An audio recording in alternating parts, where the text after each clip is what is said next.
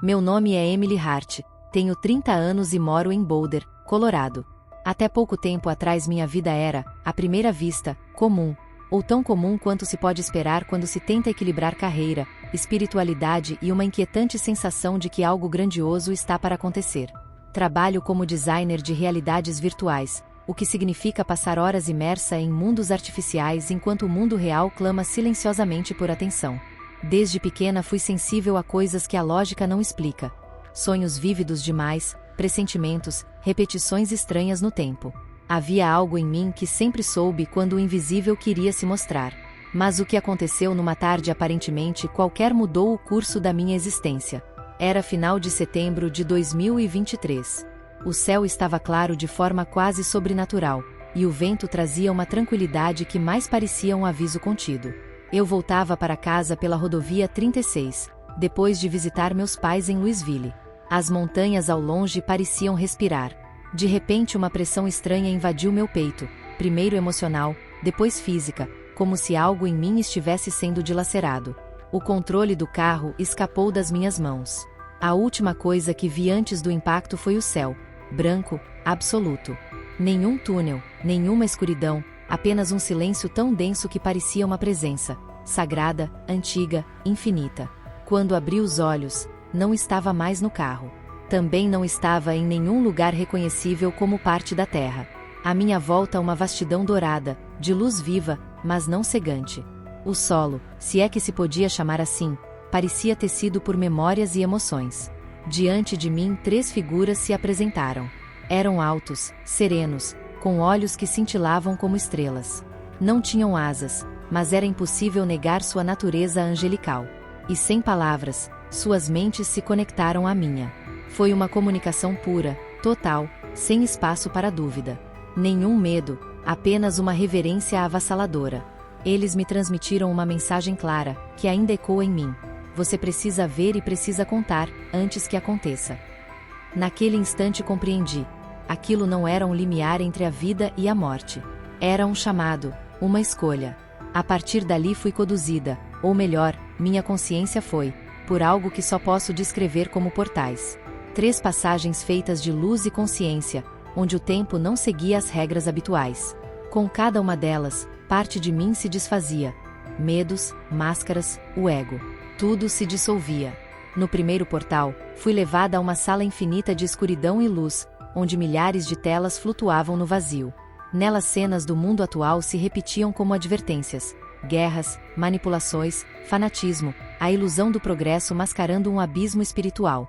Vi o mal crescer não por força, mas por distração. Um dos anjos se aproximou, seus olhos tinham a cor do âmbar flamejante, e me transmitiu: o colapso não virá com violência, mas com a mentira aceita como verdade. Então uma das telas ampliou sua imagem. Era um homem carismático, aplaudido por multidões.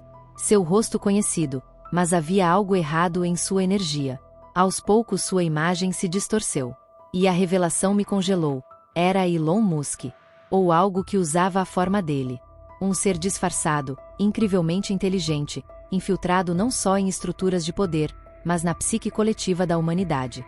Atrás dele sombras com olhos incandescentes, vermelhos como carvão em brasa. Estavam conduzindo a humanidade a um falso despertar, usando o progresso como armadilha. O segundo portal me levou às engrenagens escondidas por trás disso. Vi alianças secretas, tecnologias não reveladas, planos sendo desenhados por mãos ocultas dentro do próprio governo dos Estados Unidos. Um projeto de reestruturação global previsto para começar em 2025.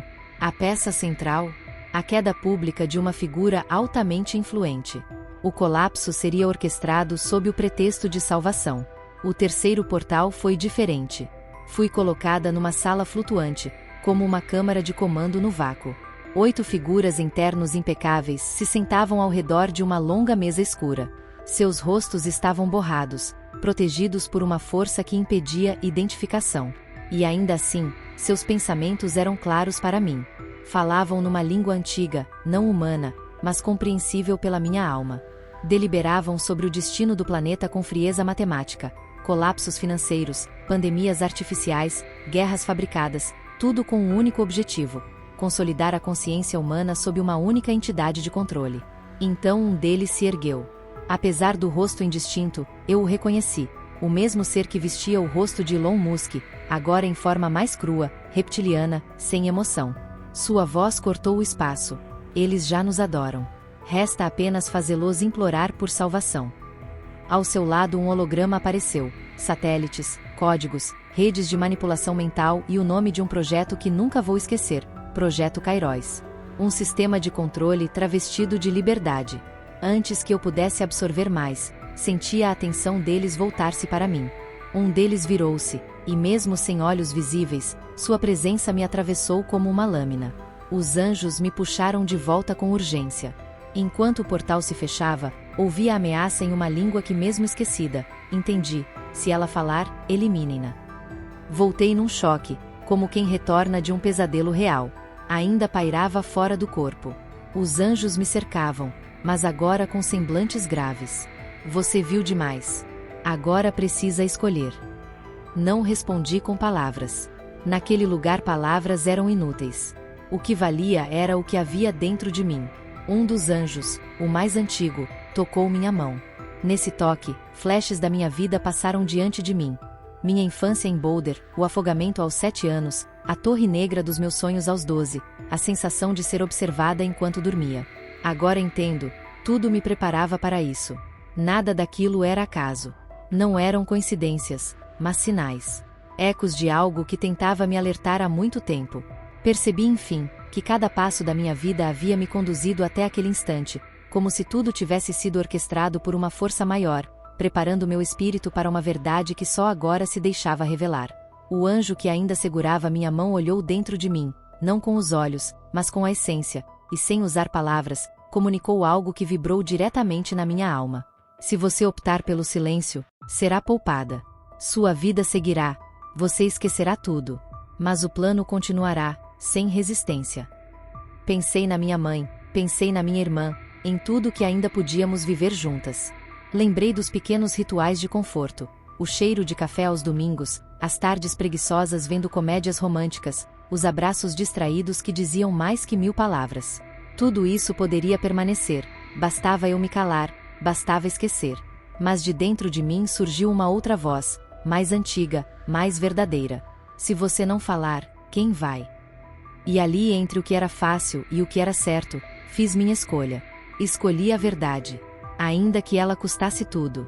Não foi uma decisão lógica, foi uma entrega da alma. Um contrato silencioso com algo sagrado. Usa-me. Faz o que precisa ser feito. Só não me deixa compactuar com o silêncio. No instante em que aceitei, uma energia violenta atravessou meu ser. Mas não era destruição, era renascimento. Era como se meu espírito estivesse sendo lapidado pela luz. Os anjos se curvaram, não por submissão, mas por honra. Eu havia aceitado o chamado. Escolhido lutar com a única arma capaz de atravessar as trevas, a verdade.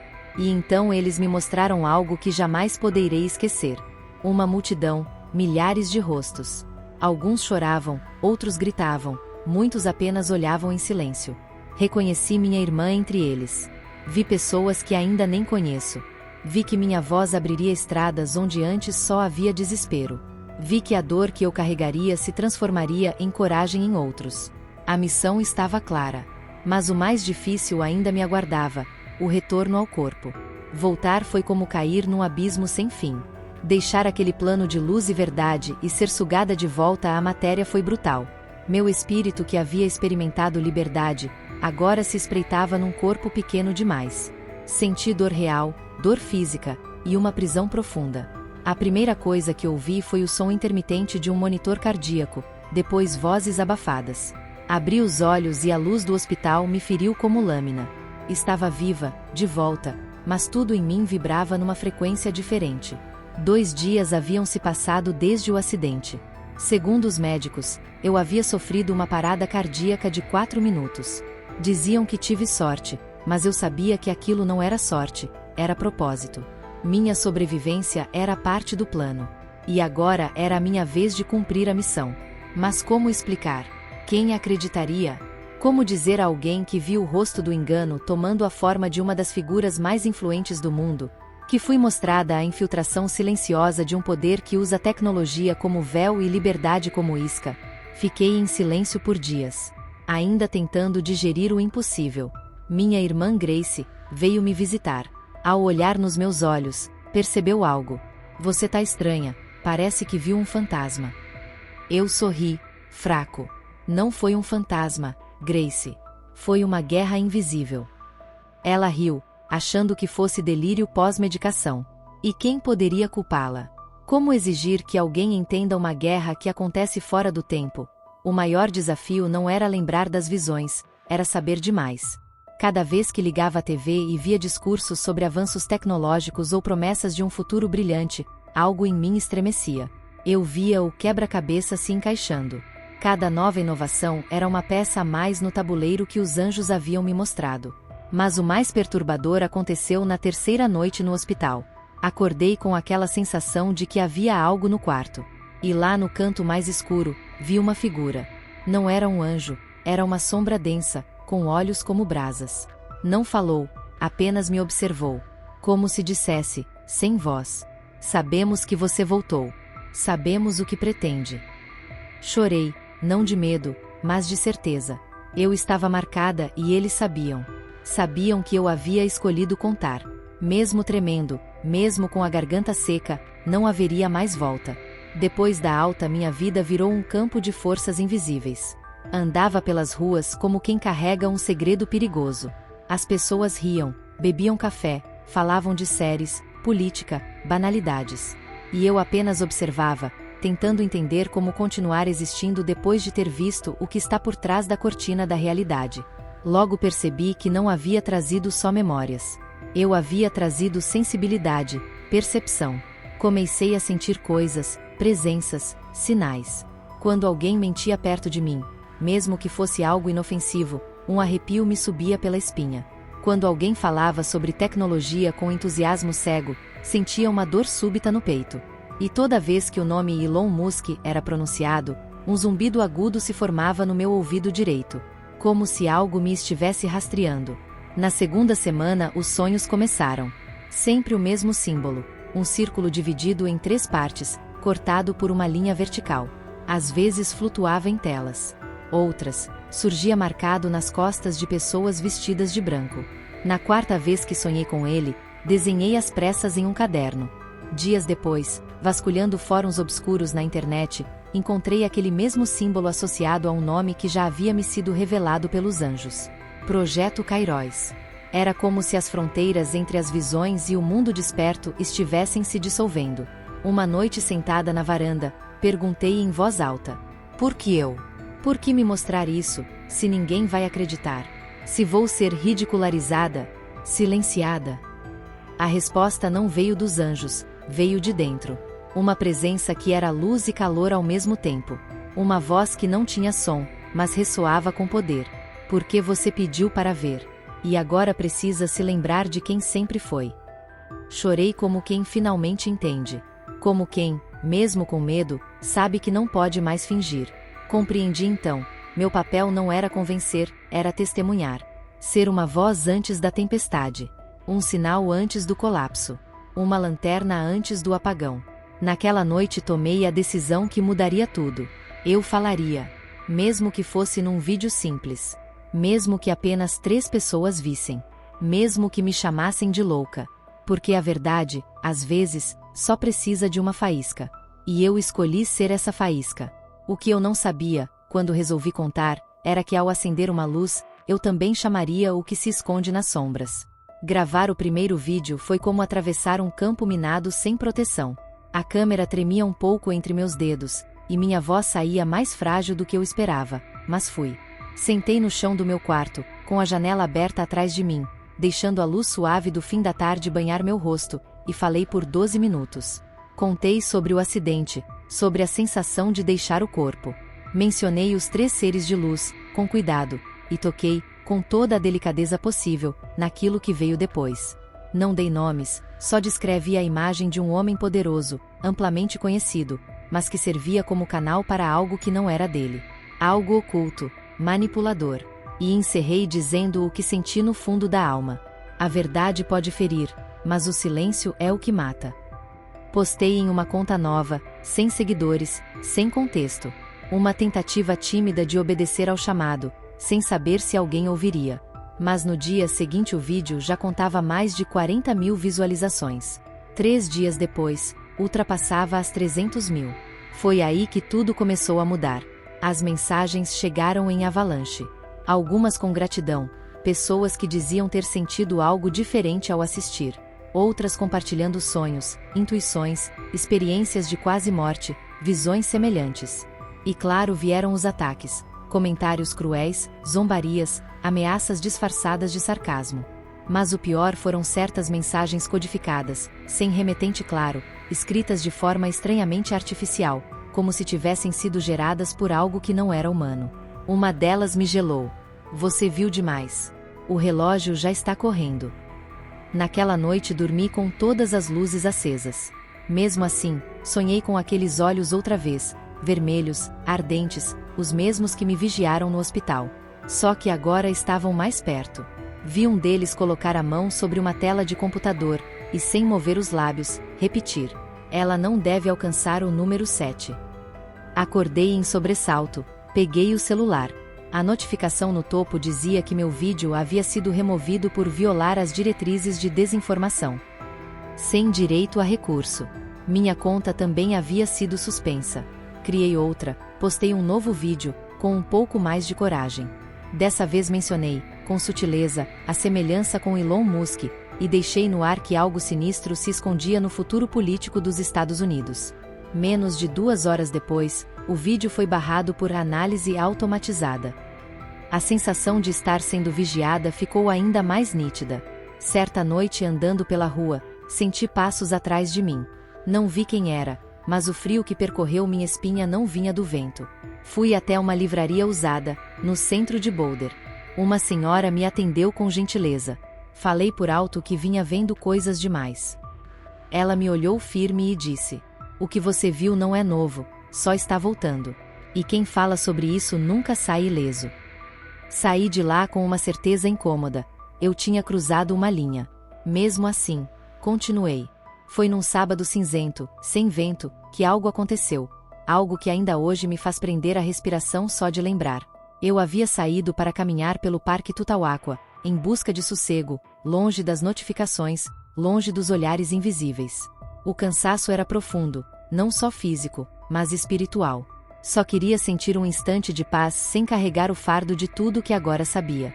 Sentei num banco isolado, perto de uma trilha de pedras, cercado por pinheiros. Fechei os olhos. O vento murmurava algo que eu não conseguia entender. Foi quando percebi que não estava sozinha. Havia um homem, sentado a poucos metros de mim. Alto, magro, vestindo um terno cinza claro que destoava completamente da paisagem natural. Cabelos brancos, penteados para trás. Mãos pálidas repousando nos joelhos. O rosto não expressava nada, nem ameaça, nem simpatia. No início pensei que fosse apenas um estranho. Mas quando ele virou o rosto e me encarou, algo em mim reagiu. Uma descarga elétrica atravessou minha espinha. Seus olhos eram humanos demais. Como se a humanidade fosse uma máscara que ele vestia. E então ele falou, sem mover os lábios: você se lembra do terceiro portal? Meu coração disparou. Eu nunca contei isso a ninguém. Nem nos vídeos, nem à minha irmã. A única explicação possível era também a mais assustadora. Ele sabia, porque fazia parte. Me levantei pronta para correr, mas ele ergueu uma mão, ainda sentado, e disse com calma: você foi marcada. Mas também foi protegida. Cuidado com quem você confia. Nem todo aquele que fala em luz carrega luz. Fiquei paralisada.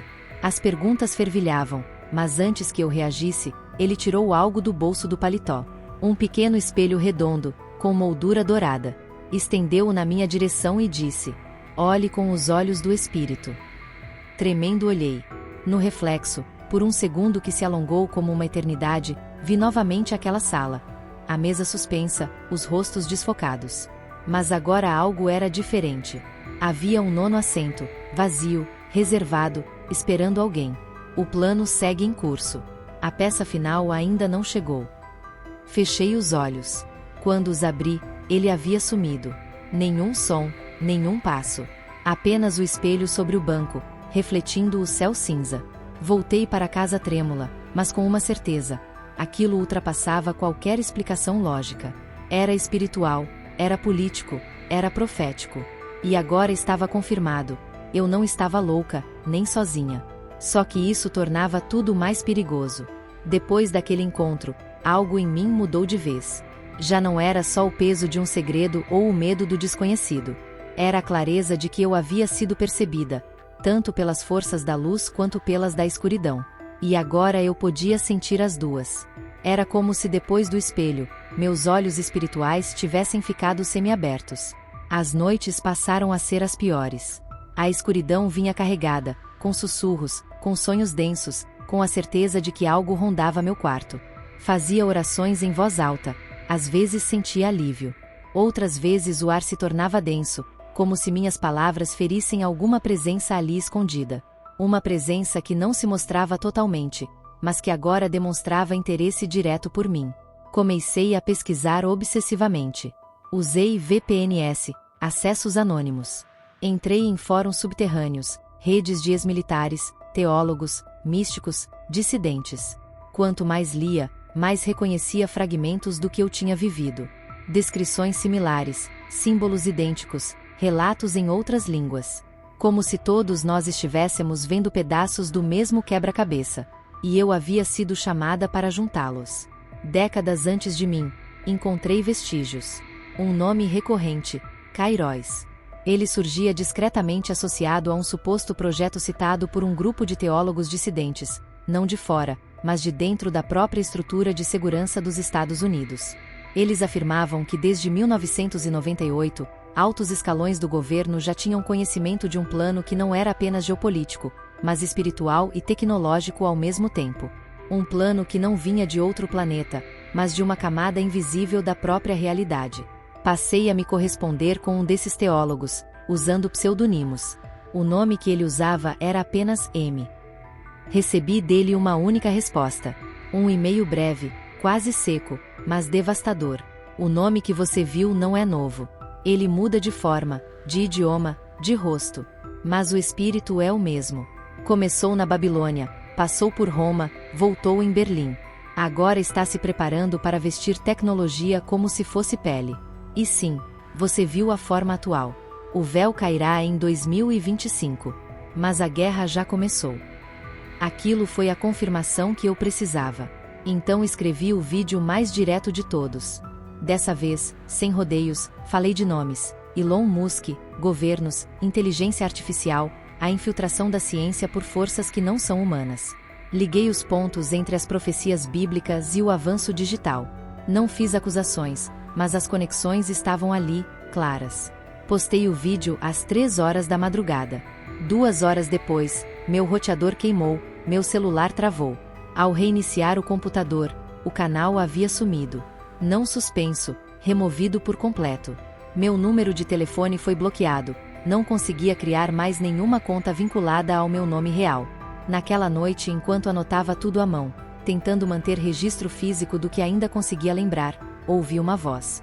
Mas não era celestial, era fria, feminina, sintética.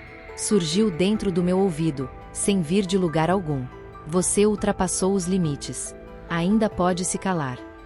Todo o meu corpo se arrepiou.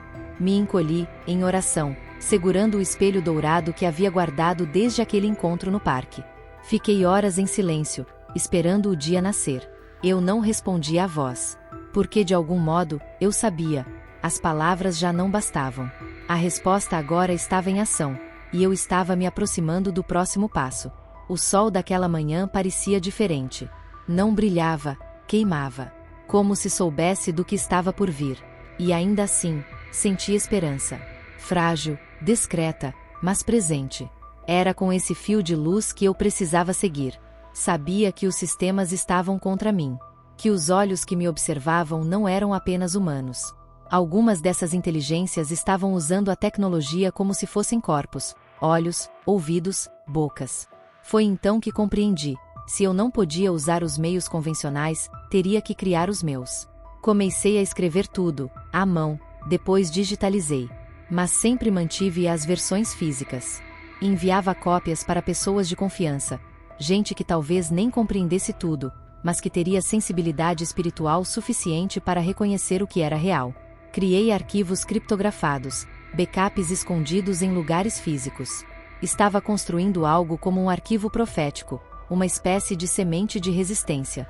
Porque eu sentia, com mais força do que nunca, a colheita estava próxima. E quando tudo desmoronasse, alguém precisaria dessas sementes. Na semana seguinte, 3 eventos selaram essa convicção. Primeiro, recebi um e-mail anônimo com um anexo criptografado. Quando consegui abrir, encontrei um documento com timbre oficial de uma agência norte-americana. Falava de experimentos envolvendo percepção extrasensorial e contatos com entidades não humanas, dentro de laboratórios vinculados a empresas privadas. No rodapé, um dos nomes era de uma das empresas de Elon Musk. Segundo, fui reconhecida por uma mulher no supermercado. Ela havia visto meu primeiro vídeo, antes de ser deletado. Chorando contou que tinha tido o mesmo sonho, os 3 anjos, um trono falso, e uma multidão adorando uma criatura luminosa por fora, mas morta por dentro. Ela segurou minhas mãos e disse: "Você não está sozinha. Tem mais gente acordando." Terceiro, fui despertada às 3h33 da madrugada por uma luz intensa na sala. Corri até lá, não havia ninguém. Mas o espelho dourado, aquele mesmo do encontro no parque, estava no chão. E refletia algo que não estava na sala. A imagem de uma torre, a mesma que aparecia nos meus sonhos de infância. Naquele instante compreendi. A minha história não era só minha. Era uma peça dentro de algo muito maior. Algo que vinha se desenrolando há séculos, talvez milênios. Outras pessoas também estavam recebendo fragmentos. A mensagem já havia escapado. Não sei se estarei viva para ver o que acontecerá em 2025. Pode ser que tentem me impedir antes. Mas se você está ouvindo isso, se algo dentro de você se agita, se o seu espírito sente o mesmo desconforto, então a semente encontrou solo fértil. Eu cumpri meu papel. Agora é com você. Muito obrigada por assistir até aqui.